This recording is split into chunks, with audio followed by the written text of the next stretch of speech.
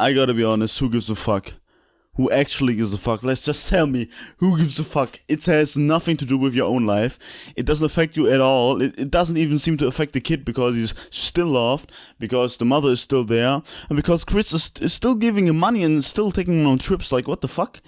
Who the fuck cares? It's not your life. It's so irrelevant to your own shit. I just don't get it. I really don't get it how people are so invested in other people's lives. It is so fucking weird to me. It is so weird to me. Like, especially, it doesn't seem like there's anything really weird going on. Like, the person is taking HRT, whatever. He's taking that shit, feeling comfortable in his own skin. And I'm saying him because Chris doesn't care about the pronouns, so I'm just using him. I beg your pardon? But like what they've said about the Mr. Beast crew is so uncomfortable with Chris being there. This is not accurate. They had like a 1 hour live stream and none of them were uncomfortable with Chris being trans. Like none of them showed any signs of being uncomfortable with Chris being there. It was just that it's like a 1 hour live stream and all of those people are fucking extremely unsociable gaming nerd fucks. Especially like that Carl guy. He's like definitely has no race. What the hell? Oh my God, no way.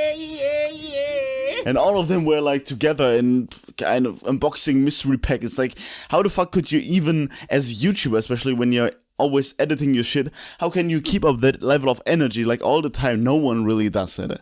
Maybe Etika, he seemed like a streamer who did that, or I mean Kai, Sanet, like all the streamer people, but the YouTube people, not really. They're all editing. And by the way, of course, if you watched the Pyrocynical video, of course I got a lot of my talking points from him, because he's totally right, which doesn't happen often because that person is really, really weird.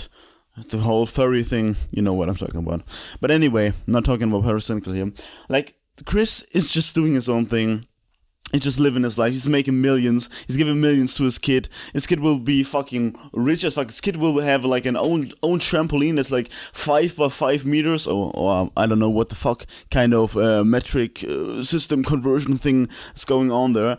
But he's gonna have like the biggest house, the fucking mansion. Everyone wants to play with him.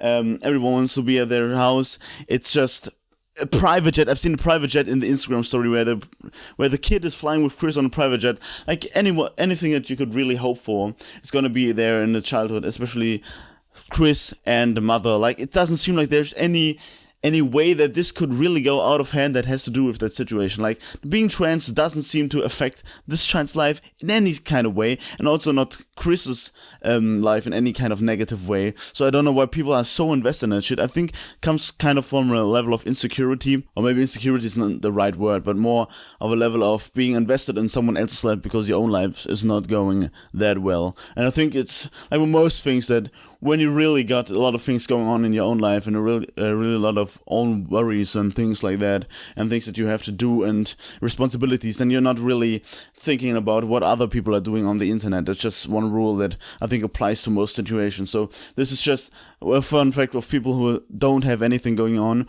who spend their whole lives on Twitter kind of complaining about everything and everyone that they come in contact with, and just are an absolute embarrassment to their own families, and living in their own basements, basement dwellers, I will call them. And I think a little bit of trolling, a little bit of having fun is okay. Like, for example, the whole IDubbbz thing.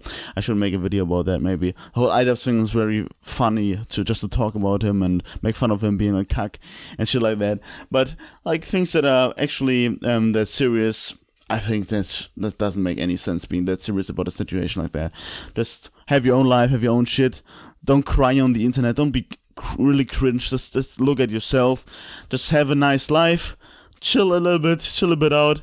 Have fun with things that are really funny, and just don't get angry at the internet. It's not really worth it at all. It's not really worth it at all. Fighting in comment sections about Chris and going to other people's streams, asking about Chris and other streamers and talking about it, and they're talking about there and all the drama, and it's just not worth it. Just have fun on your own and just chill in life. Don't be embarrassing. Bye.